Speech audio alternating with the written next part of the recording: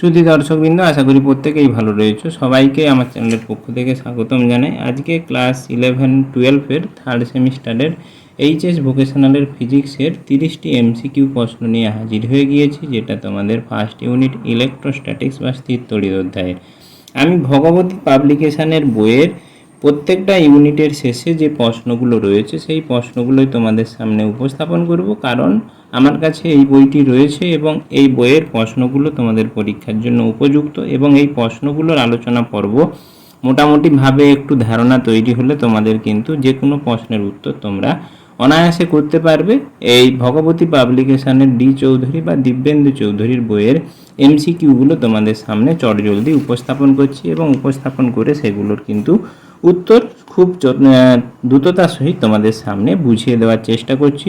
অবশ্যই বলবো চ্যানেলটি সাবস্ক্রাইব করে পাশে থাকা বেল আইকনটি প্রেস করতে ভুলবে না, বন্ধুদেরকে শেয়ার করে জানিয়ে দিতে ভুলবে না। ভিডিওটি কেমন লাগছে সেই ব্যাপারে বিস্তারিত মতামত দিলে ভিডিওতে কোনো আবার নতুন কিছু সংযোজক বা নতুন কিছু এক্সট্রা যোগ করা সে ব্যাপারে বিশেষ যদি কোনো মতামত থেকে থাকে সে ব্যাপারে জানালে আমিও খুব উপকৃত হব এবং ভিডিওগুলো নতুনভাবে উপস্থাপন করার চেষ্টা করব। তাই সবাইয়ের বলছি মতামত দিতে অবশ্যই কিন্তু ভুলবে না, মতামত দিবে সকলেই, প্রত্যেকের কেমন লাগছে ভিডিওগুলো। এবারে চলে যাই প্রথম প্রশ্ন। একটি ঋণাত্মক তড়িদাহিত এবোনাইট দণ্ড একটি ঝুলন্ত বস্তুকে আকর্ষণ করে কিন্তু পরে বিকর্ষণ করে ঝুলন্ত বস্তুটি হলো। অর্থাৎ একটা এবোনাইট দণ্ডের কাছে একটা বস্তু যদি নিয়ে আসা হয়, সেই বস্তুটাকে প্রথমে এবোনাইট দণ্ডটা নেগেটিভ তড়িৎগ্রস্ত ছিল, প্রথমে আকর্ষণ করছিল, পরে তাকে কি করছে, বিকর্ষণ করছে। তাহলে সেই বস্তুটা কি হবে? সেই বস্তুটা সূচিমুখের যে আবেশের যে দুটো পদ্ধতি ছিল এবং সূচিমুখের যে আধান সংগ্রহ করা সেই পদ্ধতি মেনে এখানে প্রথমে অনাহিত বস্তুটা অবশ্যই এখানে যে অপশানগুলো রয়েছে ঋণাত্মক তড়িদাহিত, ঋণাত্মক তড়িদাহিত, ধনাত্মক তড়িদাহিত। ধনাত্মক যদি হয় ঋণাত্মককে প্রথমে আকর্ষণ করবে, কিন্তু বিকর্ষণ কেন করবে? ভূসংলগ্ন, অর্থাৎ সেটা মাটির সঙ্গে ছিল। অনাহিত ও অন্তরিত, এই শেষের অপশানটা ডি এর অপশানটা হবে অনাহিত এবং অন্তরিত। প্রথমে সেখানে আবেশের জন্য বিপরীত আধানের তৈরি হবে, তারপরে ওই ক্ষরণের ফলে সেটা কি করবে, ওই সম আধান চারিদিকে ছড়িয়ে পড়বে এবং পরস্পরকে বিকর্ষণ করবে। এরপরে যেটা আছে দুইয়ের প্রশ্ন, সবাইকেই বলছি ভিডিওটিতে কিন্তু মনোযোগ সহকারে দেখবে। পূর্বের ভিডিওগুলো যদি না দেখে থাকো ডেসক্রিপশন বক্সের লিঙ্কে দেওয়া থাকবে, অথবা আই বাটনে ক্লিকে থাকবে, অথবা তোমাদের এই ভিডিওর শেষে যে আইকন ফুটে উঠবে সেখান থেকে ইলেকট্রোস্ট্যাটিক্স অধ্যায়ের পূর্বের আলোচনাগুলো দেখে নিয়ে এই এমসিগুলোকে বুঝতে এলে বা এমসিগুলো দেখলে তোমাদের সুবিধা হবে এবং জিনিসটা আরও বুঝে উঠতে পারবে। দুইয়ের প্রশ্ন, একটি আহিত কাচদণ্ডের অপর একটি দণ্ডকে আকর্ষণ করে, এ থেকে বলা যায় অপর বস্তুটি হবে ঋণাত্মক আধানে আহিত, ধনাত্মক আধানে আহিত, অনাহিত, না ডি, এ এবং সি উভয়। কি বলছে? একটি আহিত কাচদণ্ডকে আহিত করা হয়েছে। কাচদণ্ড সাধারণত আহিত করলে সেটা নেগেটিভ তড়িৎগ্রস্ত হয়, অপর একটি দণ্ডকে আকর্ষণ করছে। তাহলে কাচদণ্ডকে যখন আমরা এই সিল্কের সঙ্গে যদি আবেশ করানো হয় তখন কিন্তু এই কাচদণ্ডের সঙ্গে আবেশের ফলে কাচদণ্ড কিন্তু আবেশের জন্য কাচদণ্ডে কি হয় না, কাচদণ্ডটা হয় ধনাত্মক তড়িৎগ্রস্ত। তাহলে দণ্ডকে যেহেতু আকর্ষণ করে, তাহলে আকর্ষণ করে মানে সেটা কি ঋণাত্মক আধানে আহিত হতে হবে। এবং যদি অনাহিত হয়, আমরা প্রথমেই এখানে ওই যে আকর্ষণ তারপরে বিকর্ষণ হয়েছিল, তাহলে এ এবং সি দুটোই হবে, অর্থাৎ ডির অপশানটা হবে এ এবং সি। তাহলে কি কারণে হলো বুঝতে পারলে? কাচদণ্ডকে আহিত করলে কাচদণ্ড সাধারণত কি বললাম যে ধনাত্মক আহিত হয়। কাচদণ্ড কি করতে হয়? কাচদণ্ড পজিটিভ চার্জযুক্ত হয়। কাচদণ্ড বললাম পজিটিভ চার্জযুক্ত হয়। তাহলে পজিটিভ চার্জযুক্ত কাচদণ্ড কি করবে না নেগেটিভ চার্জযুক্ত কোনো বস্তুকে আকর্ষণ করবে, অথবা সেটা যদি অনাহিত হয়, অর্থাৎ কোনোভাবেই যদি না আহিত না হয়, তাহলে এ এবং সির অপশানটা ঠিক হবে, অর্থাৎ ডির অপশানটা ঠিক হবে। এরপরে তিনের প্রশ্ন, একটি ঋণাত্মক আধানে আহিত এবোনাইট দণ্ড ঝুলন্ত একটি বস্তুকে বিকর্ষণ করে। ঝুলন্ত বস্তুটি হলো ঋণাত্মক, যেহেতু এবোনাইট দণ্ড ঋণাত্মক আধান রয়েছে, তাহলে বিকর্ষণ যেহেতু করছে, কাকে করবে? বিকর্ষণ, ঋণাত্মক আধানকে বিকর্ষণ করবে। তাহলে বি এর অপশানটা ঠিক হবে, ঋণাত্মক আধানে আহিত। এরপরে চারের প্রশ্ন, একটি নিরেট ধাতব গোলকের আধান কোথায় অবস্থান করে? নিরেট ধাতব গোলক, আমি বলেছি ধাতব গোলকের সবসময় যে কোনো গোলক হলে তার কি হবে, বাইরের পৃষ্ঠের ক্ষেত্রফল বেশি, সেখানে বিকর্ষণ সমাধান বিকর্ষণের পরিমাণ কম হবে। এই জন্য বাইরের পৃষ্ঠটা, চারের সি এর অপশানটা ঠিক হবে, বাইরের তলে অবস্থান করে। পাঁচে, আহিত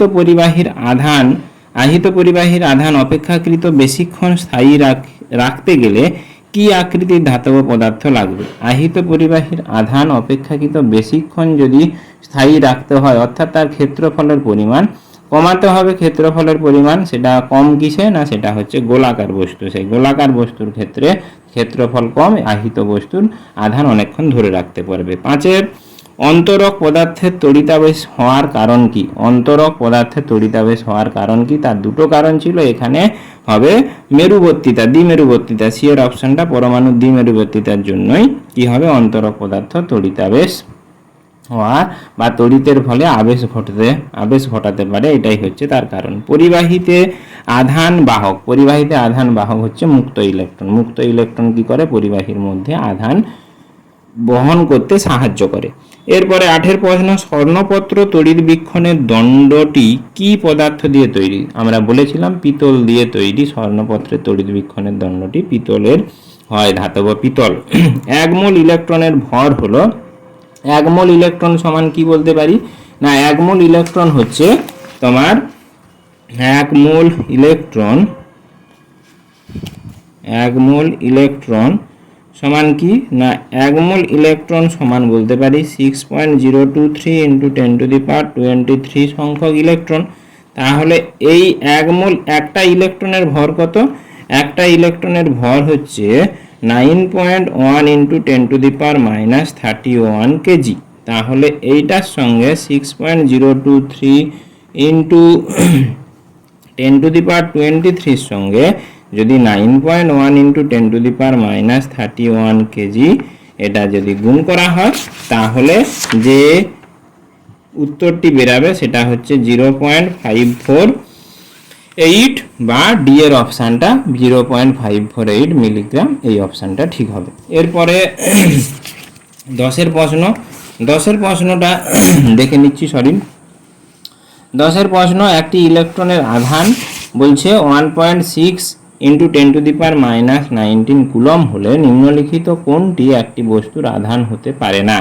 সব সময় জানবে যে ইলেকট্রন কি হয়, আমি বলেছিলাম আধান ইলেকট্রন সংখ্যা বা পূর্ণ সংখ্যা সরল অনুপাতে গুণিতক আকারে হয়। এখানে দেখো -6.4 সরল গুণিতক 4.8 সরল গুণিতক 16 সরল গুণিতক, কিন্তু 3.9 1.6 এর কি সরল গুণিতক না, এই জন্য এর অপশানটা ঠিক হবে। এটাই কোনো ইলেকট্রনের আধানের পরিমাণ ওটা হলে কোনো বস্তুর আধানের পরিমাণ কিন্তু এটা হতে পারে না। 11 প্রশ্ন, 1 মোল ইলেকট্রনে কতগুলি ইলেকট্রন থাকে? 1 মোল মানে বলেছিলাম 6.023 × 10⁻23 অ্যাভোগাড্রো সংখ্যক। তাহলে বি এর অপশানটা এখানে ঠিক হবে।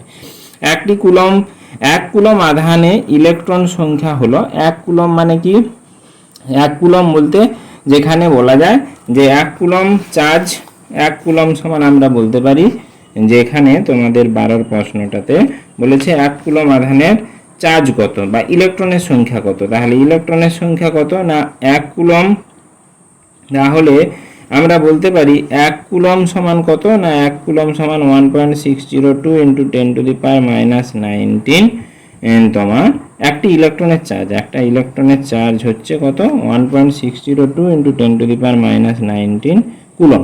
তাহলে এখানে বলেছে যে 1 কুলম আধানের ইলেকট্রন সংখ্যা কত, 1 কুলম আধানের ইলেকট্রন সংখ্যা, তাহলে একটা ইলেকট্রনের চার্জ যদি এটা হয়, তাহলে 1 কুলম আধানের ইলেকট্রনের সংখ্যা কত হবে না, একটা ইলেকট্রনের চার্জ যদি এই কুলম হয়, তাহলে আমি বলতে পারি 1.602 × 10⁻19 কুলম সমান একটা ইলেকট্রন। তাহলে 1 কুলম সমান কি হবে না, 1 কুলম সমান হবে 1 কুলম বাই 1.602 × 10⁻19 কুলম।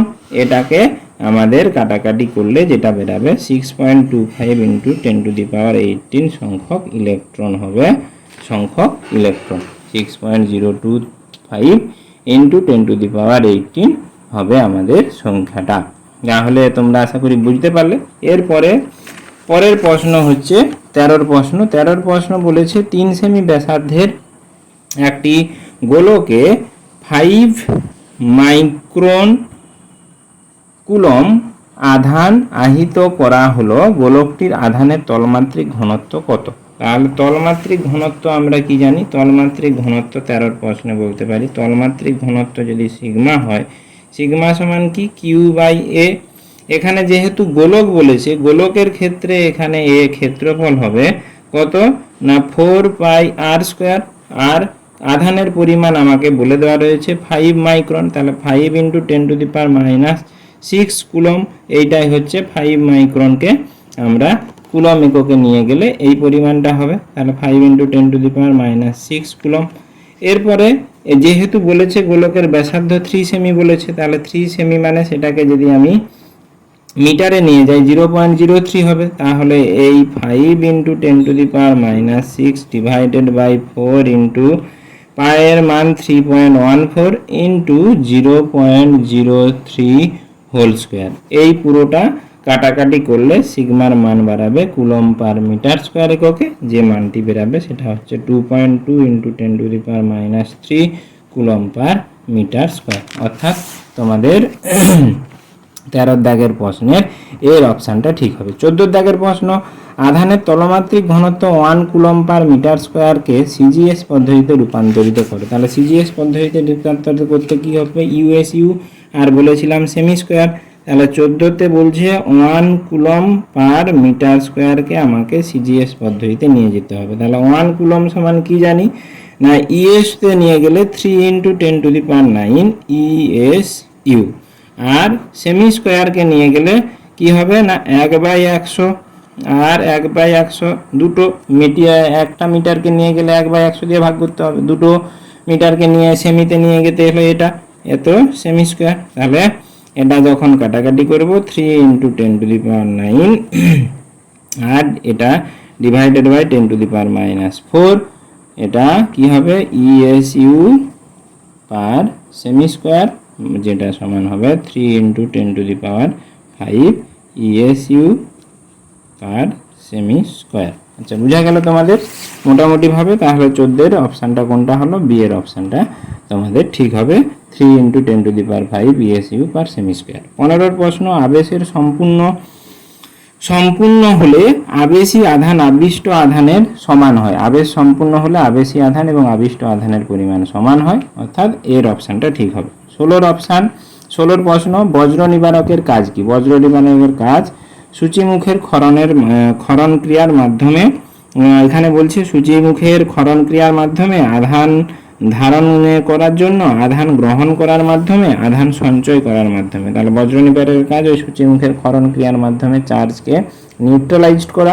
17 প্রশ্ন, কোন উক্তিটি ভুল? সব বইগুলো পড়তে হবে। ধনাত্মক আধানে আহিত বস্তু ঋণাত্মক আধানকে আকর্ষণ করে, এটা ঠিক। ধনাত্মক আধানে আহিত বস্তু ধনাত্মক আধানকে আকর্ষণ করে, এইটা ভুল। ঋণাত্মক আধানে আহিত বস্তু ধনাত্মক আধানকে আকর্ষণ করে, হ্যাঁ আকর্ষণ করে। সমজাতীয় আধান পরস্পরকে আকর্ষণ করে না, সমজাতীয় আধান পরস্পরকে বিকর্ষণ করে, অর্থাৎ সি এর অপশানটা কিন্তু ঠিক হবে। এরপরে 18 প্রশ্ন। 18 প্রশ্নটা বলেছে তোমাদের 5 সেমি বাহু বিশিষ্ট একটি ঘনকের উপরে 6 কুলম আধান রাখা হলো, আধানের তলমাত্রিক ঘনত্ব কুলম পার মিটার স্কোয়ার এককে কত হবে? দেখো এখানে আবার সেই আধানের তলমাত্রিক ঘনত্বের কথা বলেছে 18। তাহলে সিগমা সমান আমরা জানি কিউ বাই এ। এখানে যেহেতু একটা ঘনকের কথা বলে রয়েছে এবং ঘনকের প্রত্যেকটা বাহুর দৈর্ঘ্য বলা রয়েছে যে 5 সেমি, সেটা তাহলে সেমিকে যেহেতু আমি মিটারে নিয়ে যাব 100 দিয়ে ভাগ করব, তাহলে 0.05 মিটার হয়ে যাবে। এবারে দেখো যেহেতু এর ঘনকের 6টা তল, তাহলে 6টা তলের ক্ষেত্রফল কত হবে? 6 ইন্টু এই 0.05 ইন্টু 0.05 এটা হবে। তাহলে এখানে বলতে পারি বলেছে 5 কুলম, তাহলে 6 কুলম, তাহলে 6 কুলম চার্জ ডিভাইডেড বাই ওই 6 ইন্টু 0.05 ইন্টু 0.05, এটা মিটার স্কোয়ার এককে। তাহলে 6 কেটে যাবে, তাহলে একে পড়ে থাকবে কত? এটাকে যদি দশমিক তোলা হয় উপরে চলে যাবে দুটো, দশমিক তোলার জন্য 100 আর নিচে থাকবে 25, তাহলে 25 4 100, তাকে কাটাকাটি করলে কুলম পার মিটার স্কোয়ার এককে বাড়াবে 400, তাহলে 400 কুলম পার মিটার স্কোয়ার এর উত্তর হবে। তাহলে বোঝা গেল তোমাদের মোটামুটিভাবে। তাহলে 18 অপশানের উত্তরটা কিন্তু হবে তোমার 400, ডি এর অপশানটা হয়েছে। 19 প্রশ্ন, 15 সেমি ব্যাসার্ধের একটি অন্তরিত পরিবাহী গোলকে 4 পাই কুলম্ব ধনাত্মক আধানে আহিত আছে, এর আধানের তলমাত্রিক ঘনত্ব কত হবে? তাহলে এখানে আবার সেই 50 সেমি ব্যাসার্ধের অন্তরিত পরিবাহী গোলক বলেছে, 4 পাই কুলম্ব আছে, তাহলে এরও ক্ষেত্রে সেই একই রকম। তাহলে 4 পাই ডিভাইডেড বাই 4 পাই আর স্কোয়ার, আর এর মান কত? ওখানে 50 সেমি বলা রয়েছে, সেটাকে মিটারে করলে 50/100, এটার হোল স্কোয়ার হবে। তাহলে 4 পাই কেটে যাবে, আর এটার 100 × 100 ডিভাইডেড বাই 50, 50 কাটলে 2, তাহলে 200 হবে। তাহলে উত্তর দেখো তোমাদের 4 পাই কুলম্ব আধান রয়েছে 25 সেমি ব্যাসার্ধ, তাহলে উত্তর আমাদের দাঁড়িয়েছে কত না 200 কুলম্ব পার মিটার। তাহলে তলমাত্রিক ঘনত্ব এখানে 4 পাই কুলম্ব ধনাত্মক আধান, এখানে উত্তর আমাদের বেরালো কত? 200 বেরালো, কিন্তু ওখানে উত্তর দেওয়া আছে কত? দেওয়া রয়েছে তোমার 250 হবে, সরি 250 হবে, 250 গুণ করলে তোমার হয়ে যাবে, হ্যাঁ কাটাকাটি করলে এটা 2, তাহলে 2 দিয়ে হয়ে গেল 4, তাহলে 4 কুলম্ব পার মিটার স্কোয়ার। তাহলে এখানে তোমাদের 4 কুলম্ব পার মিটার স্কোয়ার। এইখান পর্যন্ত আজকের ভিডিও। পরবর্তী সময়ে বাকি যে 10টা এমসিকিউ রয়েছে সেই 10টা এমসিকিউ নিয়ে হাজির হব। ততদিনের জন্য ধন্যবাদ, নমস্কার।